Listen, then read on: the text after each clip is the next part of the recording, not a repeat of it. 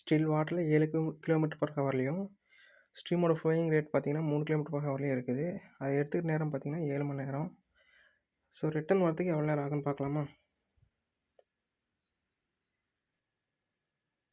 C of A squared minus B squared divided by 2 into A. So first A B C என்னென்னு பார்த்துக்கலாம். ஏங்கிறது வந்து 7 km/h, பிங்கிறது 3 km/h, சிங்கிறது 7 ஹவர்ஸ். அப்போ C 7 hours into 7 square minus 3 square divide by 2 into 7.